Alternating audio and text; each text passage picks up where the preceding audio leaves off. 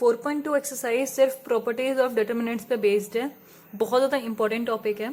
तो इसमें पहली प्रॉपर्टी क्या है, इसकी पहली प्रॉपर्टी कि अगर आप कभी भी किसी भी मैट्रिसेस का जब डिटर्मिनेंट लेते हो, जैसे मैंने ए डिटर्मिनेंट लिया और वो कुछ आया, वो हमेशा इक्वल होगा अगर आप उसका ट्रांसपोज कर दो उसका डिटर्मिनेंट के भी। इसका मतलब क्या है? इसका मतलब है, एक एग्जांपल समझते हैं। जैसे मेरे पास एक मैट्रिसेस है 1 2 3 4, अगर मैं इसका ट्रांसपोज कर दूं, ट्रांसपोज का मतलब क्या होता है कि ये जो रो में है ना, इसकी पोजीशन चेंज करते कॉलम में ला दो, और ये जो कॉलम में है इसको रो में, मतलब अगर आप किसी एक को ऐसे इंटरचेंज कर दोगे तो अपना आप दूसरा हो जाता है। कैसे होगा ये जो 1 3 है इसको ऐसे लिख देंगे, और जो 2 4 है इसको ऐसे लिख देंगे। हमने किया कि जो कॉलम था इसको रो में कर दिया, पर अभी अगर हम अच्छे से देखें तो ये जो रो था वो भी कॉलम में आ गया। ठीक है, तो मतलब ये एक प्रॉपर्टी होती है कि अगर आप ट्रांसपोज कर दो, अगर आप रो को कॉलम में इंटरचेंज करो तो अपने आप जो कॉलम होंगे वो रो में इंटरचेंज हो जाएंगे। ठीक है, तो इसका कहने ये प्रॉपर्टी ये कहती है कि अगर आप इसका डिटर्मिनेंट फाइंड करो या फिर इसका डिटर्मिनेंट फाइंड करोगे, जो आंसर आएगा वो सेम रहेगा, यानी कि जो ए डिटर्मिनेंट होगा वो सेम आएगा। निकाल के देखते हैं, ये क्या हो जाएगा 4 माइनस 3 2 6, ये प्रॉपर्टी के हिसाब से 4, और ये हो जाएगा -6, ये -2 और ये भी -2। ठीक है, मतलब अगर आप किसी का भी ट्रांसपोज कर दो उससे कोई फर्क नहीं पड़ता, ट्रांसपोज करने के बाद भी डिटर्मिनेंट का जो वैल्यू रहता है वो सेम रहता है। प्रॉपर्टी 2 कहती है कि अगर आपके पास कोई एक मैट्रिसेस है, जो कोई रो या फिर दो कोई कॉलम, अगर वो आइडेंटिकल है तो आपका जो आंसर आएगा वो हमेशा 0 आएगा। ठीक है, जैसे मेरे पास एक मैट्रिसेस है 1 2 3, और ये जो नीचे यहाँ पे ऐसे हो गया, सोचो 2 2 2, ये भी हो गया 2 2 2। ऐसे केस में क्या होगा, R1 बराबर R2 हो गया। ठीक है, तो जब इस तरह का होगा तो जो ए डिटर्मिनेंट आएगा उस टाइम पे वो 0 आएगा। प्रूफ करके देखते हैं। प्रूफ करेंगे तो क्या होगा, 1 इंटू में 2 2 2 2, ये 1 है, मैं रो 1 के अलॉन्ग कर रही हूँ, इसके अलॉन्ग में, तो क्या हुआ, ये कटा तो ये आएगा, फिर ये -2, ये हो जाएगा 2 2 2 2, फिर हो जाएगा +3, फिर ये हो जाएगा, क्योंकि ये इवन होता है, ये हो जाएगा 2 2 2 2। इसका पता करते हैं, 1 इंटू में 4 माइनस में 4, -2 4 माइनस में 4, +3 4 माइनस में 4, 1 0 -0 +3, ये 0। अब कुछ भी मल्टीप्लाई करो आंसर तो 0 ही आने वाला था। ठीक है, तो ये प्रूफ भी हो गया। क्या प्रूफ हुआ कि अगर किसी भी मैट्रिसेस में कोई भी दो रो या फिर कोई भी दो कॉलम आइडेंटिकल है तो उनका जो आंसर आएगा लास्ट में, उनका मतलब जो डिटर्मिनेंट आएगा, जो एसोसिएटेड नंबर आएगा वो 0 आएगा। ठीक है, उस मैट्रिसेस का। प्रॉपर्टी 3 है कि अगर हम लोग कभी भी किसी भी मैट्रिसेस के जो कॉलम्स या फिर रोज हैं, दो को ऐसे इंटरचेंज कर दें तो क्या हो जाएगा कि जो साइन है डिटर्मिनेंट का वो बदल जाएगा। जैसे a is equals to, suppose है 1 2 3 4, इसका डिटर्मिनेंट क्या आएगा, a डिटर्मिनेंट आ जाएगा 1 इंटू में 4 -3 इंटू में 2, जो कि हो जाएगा -2। ठीक है, अब इसको एक बार इंटरचेंज करो। इंटरचेंज करने में क्या होगा, ये वाला जो रो है इसको इधर, और मतलब ये बेसिकली हम क्या कर रहे हैं कि रो 1 को इंटरचेंज कर रहे हैं रो 2 के साथ। ठीक है, ऐसा कॉलम 1 कॉलम 2 के साथ भी हो सकता है, ये वाला कॉलम उधर ले आओ, वो वाला कॉलम इधर, ऐसे करके हम लोग भी रो के साथ कर रहे हैं। तो क्या हुआ, देखा हमने, ये हो गया 3 4 1 2। अब इसका डिटर्मिनेंट फाइंड आउट करते हैं। इसका डिटर्मिनेंट हो जाएगा, ए डिटर्मिनेंट हो जाएगा 3 इंटू में 2 -4 1 इंटू में 4। तो अब इसका आंसर क्या आएगा, इसका आंसर आएगा 2। अब इसमें और इसमें क्या डिफरेंस है, ये है कि ये इसका नेगेटिव है, यानी कि अगर आप कभी भी किसी का पोजीशन इंटरचेंज कर देते हो, R1 और R2 को इंटरचेंज कर देते हो, तो उससे क्या होता है, जो डिटर्मिनेंट होता है उसकी साइन जो होती है चेंज हो जाती है। एक बार इसको कॉलम 1 और कॉलम 2 से इंटरचेंज करते हैं। तो कॉलम 1 क्या है 1 3, इसको उस साइड भेजना है, तो ये क्या हो जाएगा, ये हो जाएगा 4 1 3। इसका डिटरमिनेंट क्या निकलेगा, ये निकलेगा 2 इंटू में 3 माइनस 4 इंटू में 1, 6 माइनस 2, ये हो जाएगा 6 माइनस में 4, ये हो जाएगा 2। ठीक है, यानी कि इसमें और इसमें क्या डिफरेंस है, नेगेटिव का। तो कोई फर्क नहीं पड़ता आप कॉलम के अलॉन्ग करो या फिर रो के अलॉन्ग करो, जो डिटरमिनेंट होगा वो उसका जो साइन होगा वो चेंज हो जाएगा। तो प्रॉपर्टी 4 को समझने से पहले उसका जो कॉन्सेप्ट है पहले उसको समझ लेते हैं। जो कॉन्सेप्ट है कि मैट्रिसेस में क्या होता था, अगर आप किसी भी एक कांस्टेंट नंबर को मल्टीप्लाई कराते थे तो वो सबके साथ मल्टीप्लाई होता था, पर डिटरमिनेंट में ऐसा नहीं होता।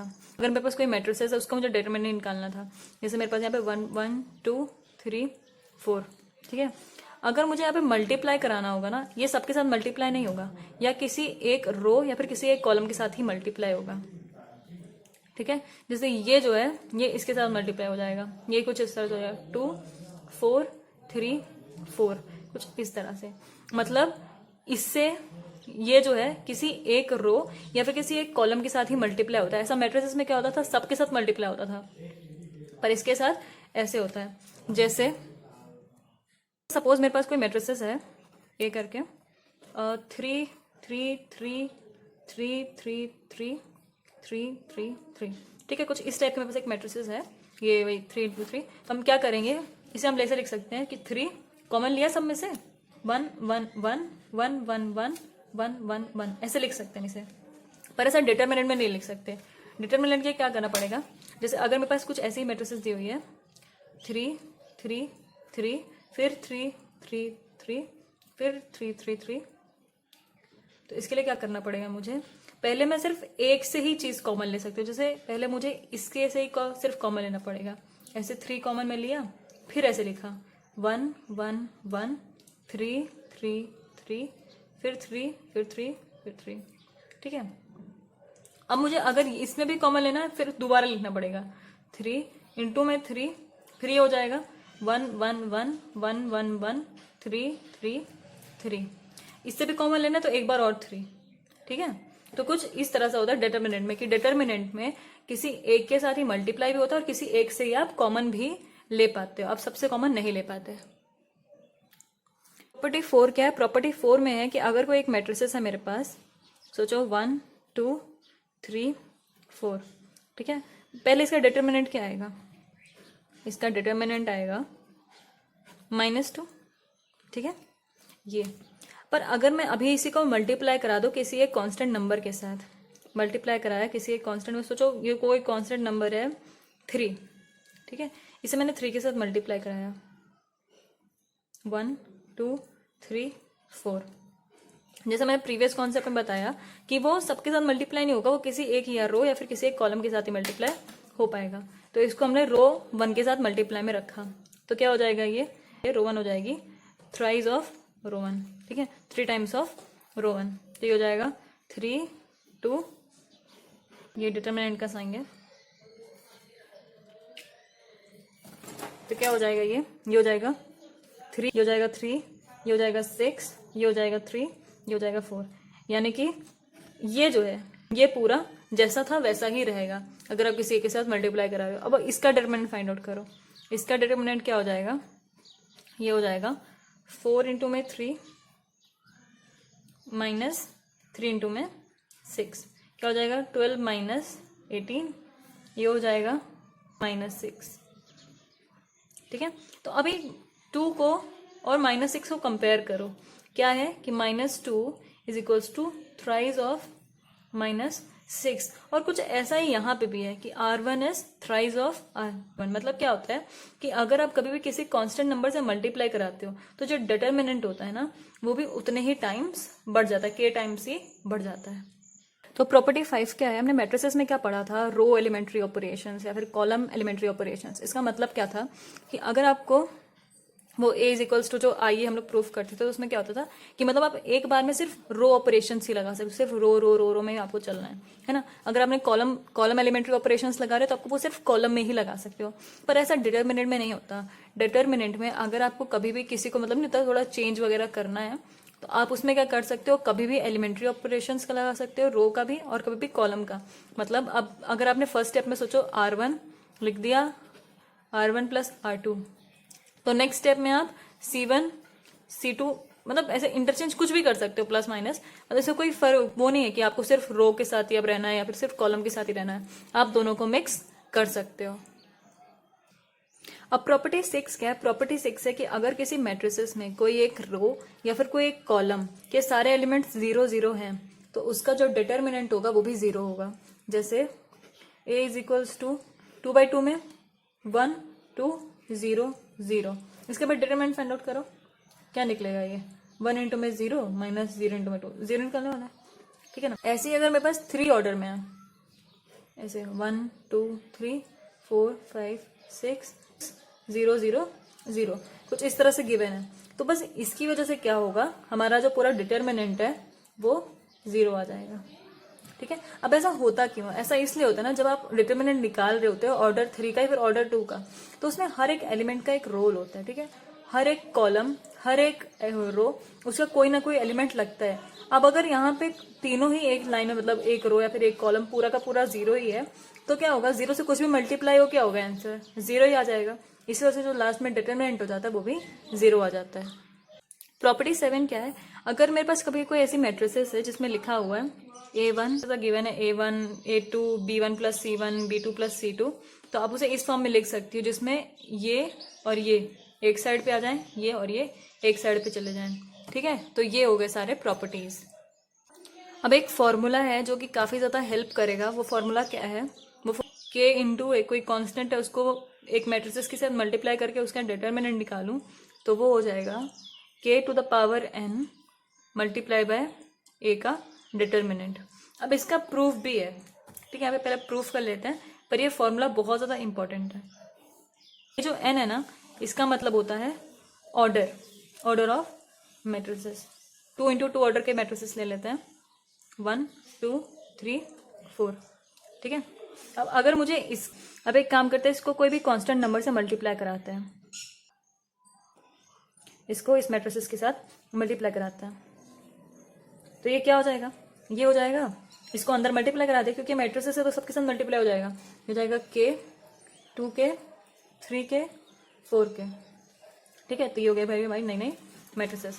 अब इसका डिटर्मिनेंट निकालते हैं कि A का डिटर्मिनेंट क्या हो जाएगा, ये इसका डिटर्मिनेंट निकालना है, हो जाएगा K 2K 3K 4K। अब इसको कैसे फर्दर सॉल्व करें? K को कॉमन ले लेते हैं। मैंने कहा था डिटर्मिनेंट में आप सिर्फ एक रो या फिर एक कॉलम से कुछ कॉमन ले सकते हो, तो यहाँ पे इस रो में क्या कॉमन दिख रहा है, K ही दिख रहा है, तो K को कॉमन ले लिया। अंदर क्या बचा 1 2, यहाँ पे क्या बचा 3K इंटू में 4K। अब यहाँ पे भी तो K कॉमन है, इसको भी बाहर कर लेते हैं, तो क्या हो जाएगा K इंटू में K, ये हो जाएगा 1 2 3 4, ठीक है। ये क्या मिला K स्क्वायर 1 2 3 4, और यहाँ पे ये 2 क्या था, ये था ऑर्डर ऑफ, क्या मतलब क्या होता है कि आप जो ऑर्डर लेके आते हो उसी ऑर्डर का मल्टीप्लिकेशन में आपको यहाँ पे पावर होते हो, वही n की पावर बन जाती है। तो प्रॉपर्टीज क्या है? पहले कि ट्रांसपोज करने के बाद भी डिटर्मिनेंट में कोई फर्क नहीं पड़ता। दूसरी प्रॉपर्टी क्या है कि अगर किसी मैट्रिसेस में 2 रो या फिर 2 कॉलम आइडेंटिकल होंगे तो उनका जो डिटर्मिनेंट होगा वो 0 निकलेगा। प्रॉपर्टी थर्ड क्या है कि अगर रो और कॉलम को इंटरचेंज कर दिया जाए तो साइन क्या होती है, चेंज हो जाती है। तो प्रॉपर्टी 4 क्या है कि अगर कभी भी किसी मैट्रिसेस के किसी एक रो या फिर किसी एक कॉलम को किसी कांस्टेंट नंबर के साथ मल्टीप्लाई किया गया तो जो डिटर्मिनेंट निकलेगा वो भी उस नंबर का टाइम्स, मतलब वो K टाइम्स हो जाएगा। प्रॉपर्टी 5 क्या है कि मतलब हम लोग के पास पहले लिमिट्स थी मैट्रिसेस में कि आप सिर्फ elementary row operation column operation लगा सकते हो, पर ऐसा डिटर्मिनेंट में कुछ नहीं होता, आप यहाँ पे एक साथ दोनों कर सकते हो कभी भी। प्रॉपर्टी 6 क्या है कि अगर किसी एक मैट्रिसेस में कोई भी एक रो या फिर किसी भी एक कॉलम में सारे एलिमेंट्स 0 हैं तो उसका जो डिटर्मिनेंट निकलेगा वो भी 0 निकलेगा। प्रॉपर्टी 7 है कि आप उसे इस वाले फॉर्म में लिख सकते हो, अगर आपको कभी एडिट दिया हुआ है तो आप उसे अलग अलग करके लिख सकते हो। फिर फॉर्मूला है कि अगर K टाइम्स किसी मैट्रिसेस का उसका डिटर्मिनेंट निकाला जाए तो वो क्या हो जाएगा K n यहाँ पे ऑर्डर ऑफ मैट्रिसेस हो जाएगा multiply by determinant of that matrix. इसका कुछ लोग को क्या है कि उन लोग को ये 4.2 एक्सरसाइज क्या है काफी हार्ड लगती है, पर ट्रस्ट में इस एक्सरसाइज में कुछ नहीं, आपको इसमें तो आप एक्सपेंड भी नहीं करना, किसी का डिटरमिनेंट भी नहीं निकालना। जो 7 प्रॉपर्टीज हैं उन्हीं का यूज करके आप आराम से आंसर्स निकाल सकते हो। जैसे फर्स्ट क्वेश्चन है, फर्स्ट क्वेश्चन में क्या है कि सिर्फ प्रॉपर्टी यूज करनी है, कोई भी एक्सपेंडिंग मतलब क्या जो हम एक्सपेंड कर रहे हैं ना डिटरमिनेंट निकालने के लिए, एक्सपेंडिंग अलोंग C1 C2 ऐसे करके जो भी करते थे, अब वो नहीं करना, सिर्फ प्रॉपर्टी का यूज करना और प्रूफ करना है कि ये जो है ये इसके बराबर होगा। पहली चीज, ये एक बार में देखने से क्या लगता है, ये एडेड वाली चीज, ठीक है। ऐसी हमारी प्रॉपर्टी 7 थी कि अगर कभी भी आपको ये ऐसा एडेड वाला कुछ भी दिखाई देता है उसे आप तोड़ के लिख सकते हो, तो एकदम सिंपल तोड़ के लिख देते हैं इसको। क्या हुआ, ये X Y Z A B C, ये इनमें से एक ले लिया X Y Z, इसको अलग किया, प्लस में इसे ऐसे लिख दिया। फिर अब क्या होगा, X Y Z A B C, इन दोनों में कोई फर्क नहीं पड़ेगा, जो एडेड वाला है ना उसको आप अलग अलग लिख सकते हो। ये क्या हो जाएगा, और ये हो जाएगा A B C। अब एक बार इसे अच्छे से देखो, इसमें क्या है, इसे आप ऐसे बगल में लिख सकते हैं यूजिंग प्रॉपर्टी 7, ठीक है। अब इसमें आप एक बार ध्यान से देखो कि इसमें ये और ये यानी कि कॉलम 1 और कॉलम 3 एक जैसे नहीं है, एक्स वाई जेड यानी कि दोनों आइडेंटिकल है। लेकिन मैं पढ़ा हुआ था कि अगर हमें कभी भी आइडेंटिकल कुछ भी दिखाई दे कॉलम या फिर रो, तो हम उसका क्या कर सकते हैं, सीधा उसको 0 लिख सकते हैं। तो इसका डिटरमिनेंट क्या हो जाएगा, 0। क्यों, यूजिंग प्रॉपर्टी 2। प्रॉपर्टी 2 क्या कहती है कि यहाँ पे अगर दो कोई भी रो या फिर कॉलम आइडेंटिकल हो तो आप उसका जो डिटरमिनेंट है उसको 0 लिख सकते हो। अब एक बार इसे देखो, इसमें क्या है, ये और ये दोनों आइडेंटिकल हैं, यानी कि C2 and C3। ऐसे आपको लिखना होगा, C1 and C3 are identical and C2 and C3 are identical. So after applying property 2 we have 0 plus 0 is equals to 0। Prove हो गया RHS के इक्वल। अब क्वेश्चन सेकंड में क्या है, ये हमें 0 के इक्वल प्रूफ करना है। किसी भी क्वेश्चन को करने से पहले एक बार आपके पास जितनी प्रॉपर्टीज हैं उसे अच्छे से देखो। हमने फर्स्ट वाले में क्या किया, हमें पहले प्लस प्लस दिखा तो हमने प्रॉपर्टी 7 लगा दी और तोड़ दिया, ठीक है। उसके बाद आइडेंटिकल दिखे तो आइडेंटिकल लगा दिया। अब यहाँ पे हम लोग प्रॉपर्टी 7 यूज नहीं कर सकते, क्यों, क्योंकि हमारा प्रॉपर्टी 7 सिर्फ सम के लिए लगता है, कि जैसे अगर ये 2 का सम था, अगर 3 का सम होता तो भी वो प्रॉपर्टी 7 लग जाती, पर ऐसे सब्ट्रैक्शन के लिए नहीं लगता, ठीक है। तो ये 0 प्रूफ करने में बस और क्या क्या तरीके। एक प्रॉपर्टी 2 में है कि अगर आइडेंटिकल है तो 0 होंगे।